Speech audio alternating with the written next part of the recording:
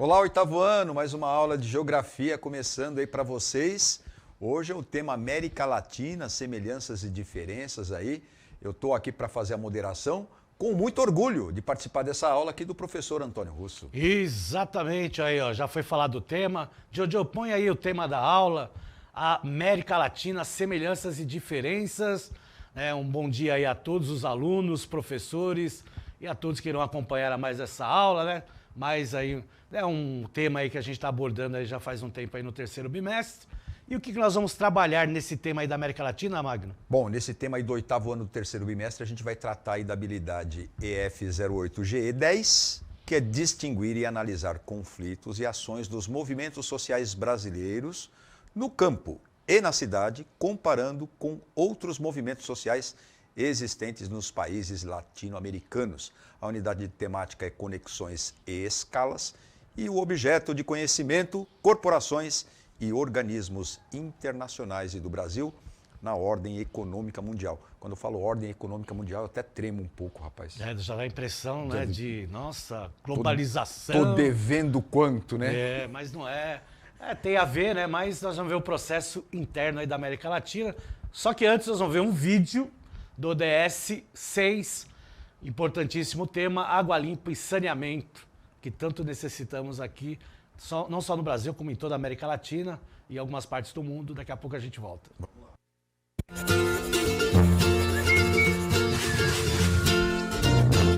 Olá, sejam bem-vindos à série especial do IBGE Explica sobre os Objetivos do Desenvolvimento Sustentável. Hoje trataremos do Objetivo 6, água limpa e saneamento. A proposta é garantir disponibilidade e manejo sustentável da água e saneamento para todos. Sem água não há vida, isso é fato, mas a Terra é praticamente o planeta água. Nem tanto. Muito pouco dos 70% da água da Terra está de fato disponível para o consumo humano. Apenas 2,5% dessa água é doce e cerca de 2,2% encontram-se em regiões de difícil acesso, como geleiras, deixando apenas 0,3% de água acessível. Segundo a OMS, até 2025, cerca de 1,8 bilhões de pessoas estarão morando em países ou regiões em situação de escassez total de água e quase metade da população mundial estará vivendo em áreas de estresse hídrico. De acordo com a FAO, a escassez de água já afeta quase todos os continentes e mais de 40% da população do nosso planeta. Essas pessoas habitam regiões onde a oferta anual é inferior a 1.700 metros cúbicos de água por habitante, limite mínimo considerado seguro pela Organização das Nações Unidas. A água sacia nossa sede, mas também é vital para outros aspectos de nossa vida. E então, você tem sede de quê? Aproximadamente 1 bilhão de pessoas em todo o mundo não têm acesso à água potável e cerca de 2,6 bilhões, quase um terço da população mundial, não dispõe de água suficiente para o saneamento básico. Um estudo denominado Água Doente, elaborado pelo Programa das Nações Unidas para o Meio Ambiente, PNUMA, em Nairobi, no Quênia, em 2010, concluiu que o uso da água poluída mata mais do que qualquer forma de violência, incluindo as guerras. A água contaminada pode transmitir doenças como diarreia, cólera, disenteria, febre tifoide e pólio. Estima-se que a ingestão de água contaminada cause mortes por diarreia em 502 mil pessoas por ano. E pensar que o simples ato de lavar as mãos pode ajudar a prevenir tantas doenças. Quanto a saneamento básico no Brasil, um diagnóstico do ano de 2014 feito pelo Sistema Nacional de Informações sobre Saneamento, SNS, revela que apenas 49,8% da população contam com coleta de esgoto. No Nordeste, onde somente 23,8% das pessoas têm acesso ao recolhimento de esgoto, está concentrada a epidemia de microcefalia associada ao Zika vírus, transmitida pelo mosquito Aedes aegypti, que tende a se propagar mais facilmente em ambientes sem saneamento básico. No mundo, as principais fontes de poluição de água são oriundas de assentamentos humanos e das atividades agrícolas e industriais. Nos países em desenvolvimento, 80% do esgoto é despejado sem tratamento diretamente nos corpos d'água, o que diminui ainda mais a disponibilidade dos recursos hídricos. Dados da Secretaria de Recursos Hídricos do Ministério do Meio Ambiente apontam que 63% dos depósitos de lixo no Brasil estão em rios, lagos e restingas. Também os agrotóxicos, o mercúrio dos garimpos e o lixo bruto são jogados em rios. E isto ocorre principalmente na região norte, onde se localiza a maior reserva de água doce do país, a Bacia Fluvial do Amazonas. Se nada for feito em relação à água, especialistas preveem que haverá conflitos entre países, nações e povos por disputa de água em um futuro não muito distante. Não lave suas mãos para isso e aproveite para assistir aos outros 16 vídeos sobre os Objetivos de Desenvolvimento Sustentável. Até a próxima! Na verdade, esse tema aí é complicadíssimo, né? Quando a gente fala de água, né? É um bom momento até para falar de água, né? Ou a falta dela, né? É um tema atualíssimo, né? Desta semana, eu diria, né? Por isso que, né, quando a gente passa esses momentos mais difíceis, que todo ano acontece, né? Porque é época de seca mesmo, principalmente aqui no estado de São Paulo e outras regiões, né? A gente tem que pensar, né, como é que nós tratamos a água, né? E a América Latina tem um grave problema, não é só o Brasil, da questão do tratamento, né? E, obviamente, as doenças que aparecem, né, com o mau uso da água, né? Água suja, né, que acaba aí afetando aí principalmente as crianças. Então isso aí é um problema antigo, né? Isso aí já vem e todas as partes do mundo passaram e passam por isso, né? Então, né, a água tem que ser bem, né, tratada aí, né? E cada vez mais temos menos quantidade de água disponível aí para o nosso consumo humano, né? Bom, vamos lá ver lá a questão aí dos conflitos recentes da América Latina, né, que são conflitos contemporâneos, que envolvem uma série de fatores econômicos, sociais e ideológicos, religiosos e políticos em diferentes escalas. Apresentam diferentes modalidades e diferentes estratégias. A gente tem que lembrar que o passado da América Latina é um passado de colônia, né?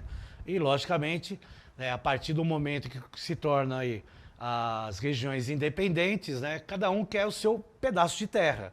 Então, muitos aí desses conflitos, eles foram ocasionados principalmente após aí a colonização, né? A gente já falou em algumas aulas anteriores sobre questão aí de colonização, mostramos aí alguns mapas dessa divisão de colonização, e aí nós vamos mostrar aquele mapa que mostra, né, essa divisão da América Latina através dos colonizadores. Então nós temos aqui, né, boa parte do território da América Latina, que vai aí do México até o Uruguai, né, sendo colonizado aí pelos espanhóis.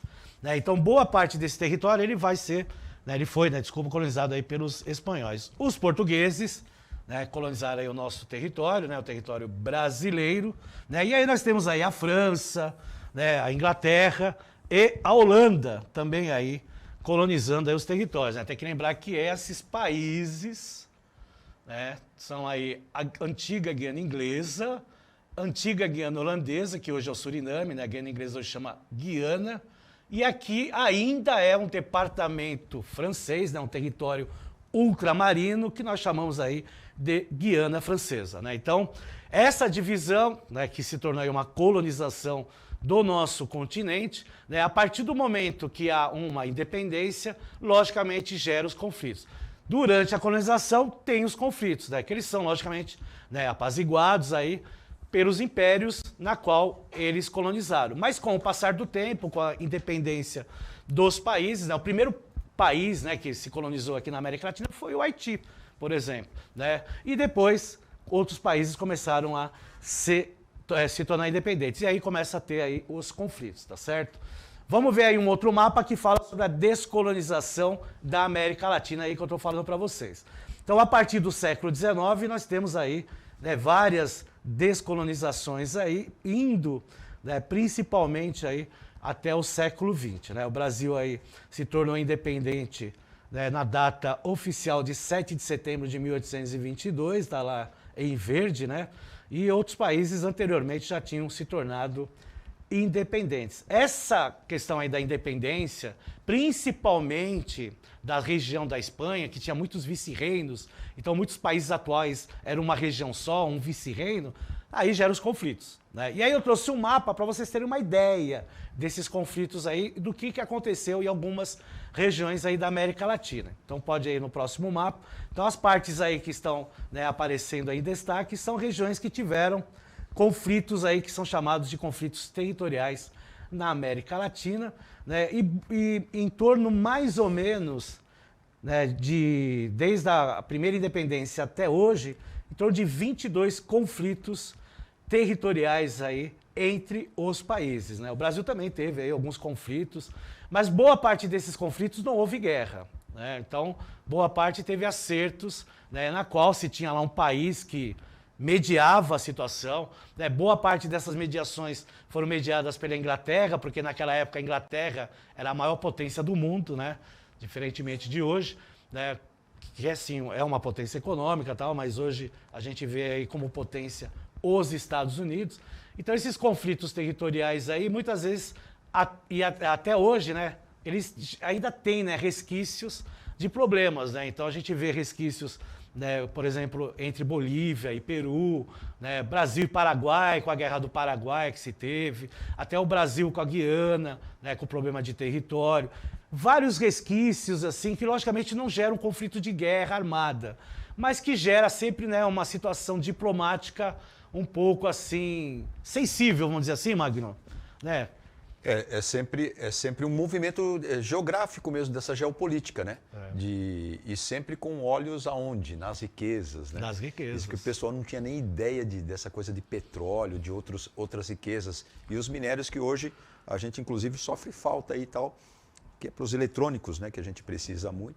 É que, na realidade, nós temos os minérios, exportamos minérios e importamos o produto final, né? Pois é. Aí fica difícil.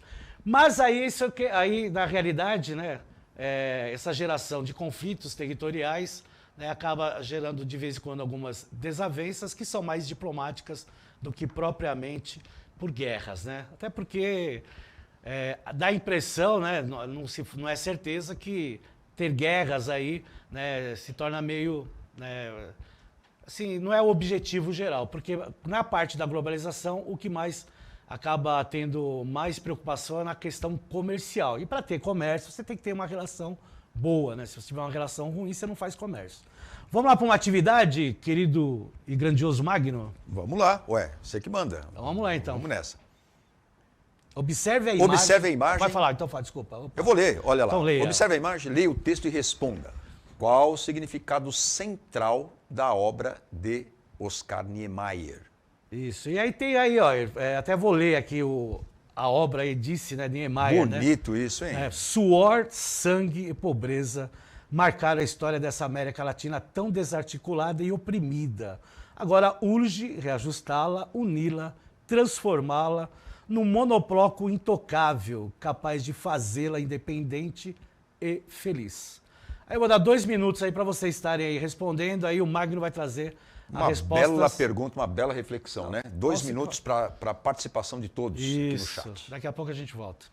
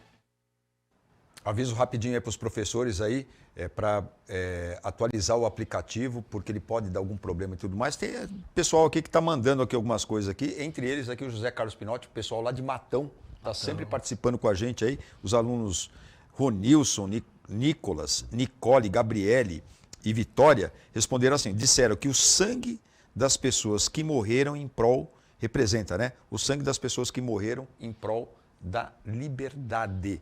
Isso, da liberdade, da independência, né, da sua valorização, né, as comunidades tradicionais aqui, né, que até hoje presente, que a gente deu aí várias aulas sobre isso, né, e a gente vê, né, uma palma da mão aberta, né, com, né, América Latina desenhada.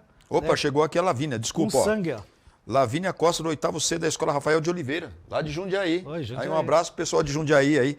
Escreveu que está representando ali todo o sofrimento do passado. Será que é passado mesmo? É, passado, presente, né? Porque aí nós também temos as nossas sofrências, né?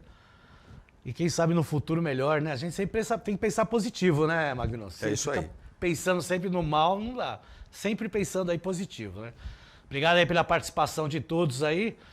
E aí eu vou mostrar um outro mapa para vocês aí, falando aí sobre a questão aí da geografia e pobreza dificulta a segurança aí das fronteiras. Que é aquilo que eu falei para vocês, né? A gente tem aí alguns problemas diplomáticos, eu vou dizer assim, né, dessa relação. Então você vê aqui, ó, por exemplo, um arco de estabilidade dos países andinos e amazônicos, em especial a Venezuela, que ainda tem sérias pendências a resolver, inclusive disputas territoriais, com a Colômbia.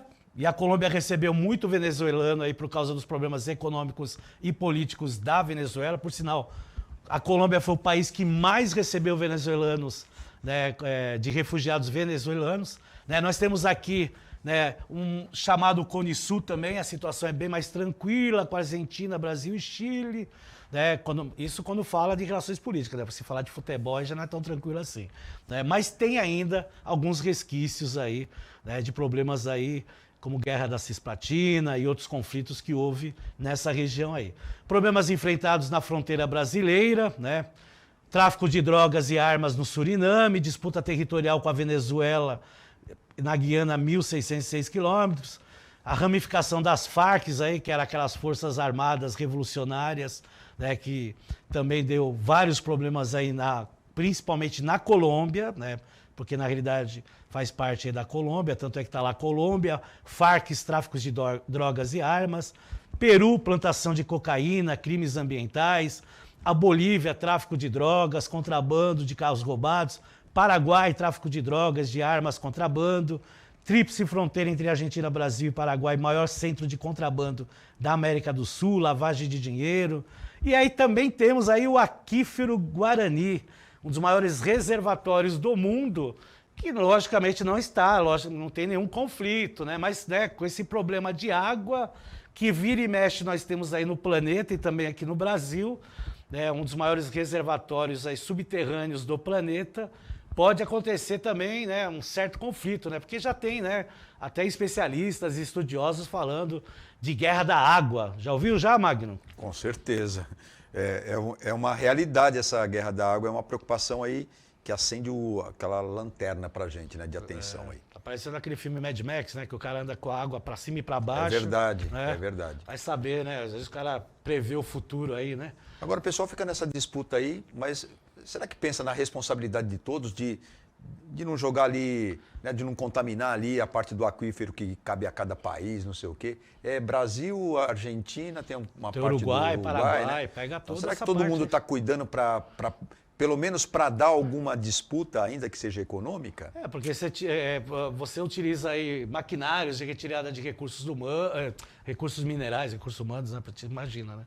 Daqui a pouco retirar recursos humanos no solo vai ser Podia difícil. tirar um pouco, né? Que melhorava o ambiente. Recursos minerais aí, acaba as máquinas, né, poluindo lá o ambiente, né, os lençóis freáticos. Né, a própria agricultura também acaba, né, poluindo aí os lençóis freáticos. É complicado.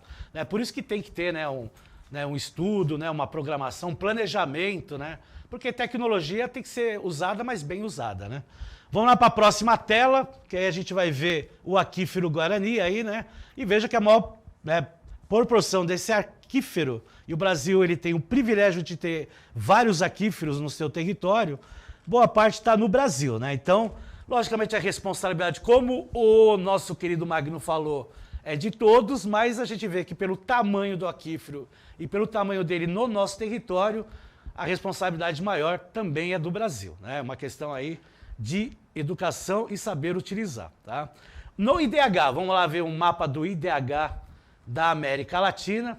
Então nós temos aí alguns países com IDH muito alto, né?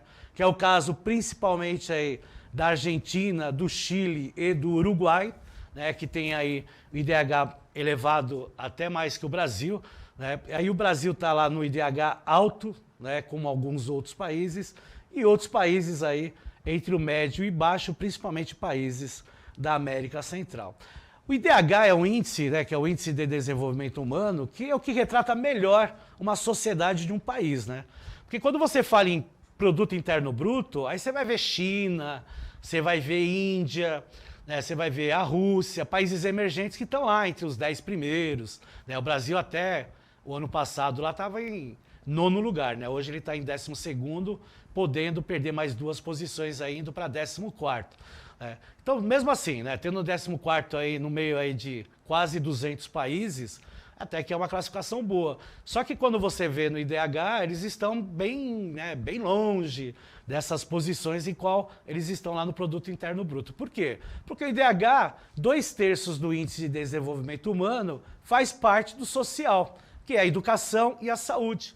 E aí que boa parte dos países da América Latina, né, com raras exceções que a gente viu aí, na Argentina, com o Uruguai e com o Chile, com seus problemas, né, mas bem menores, acaba, né, influenciando no cálculo do IDH. E aí é o que pega, e aí esses países acabam aparecendo lá em posições mais intermediárias do que eles aparecem, por exemplo, na economia, quando falamos aí em produto interno bruto. Tá?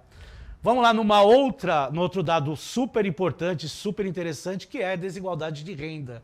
Né? Esse aí é o índice Gini, né, que ele é tratado aí, então ele é o inverso do IDH. O IDH, quanto mais próximo de 1, que vai de 0 a 1, né, quanto mais próximo de 1, melhor o país, aqui é o contrário. Quanto mais próximo de 1, maior a desigualdade no país. E a gente vê que os países, em grande parte na América Latina, estão em vermelho, né, o que aí demonstra aí um desequilíbrio em desigualdade de renda.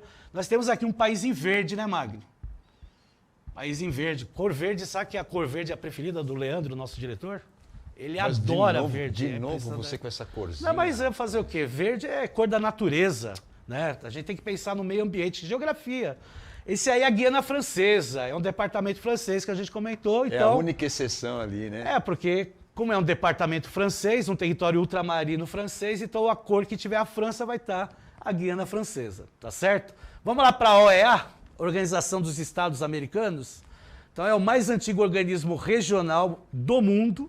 A sua origem remonta à primeira Conferência Internacional Americana, realizada em Washington, D.C., de outubro de 1889 a abril de 1890.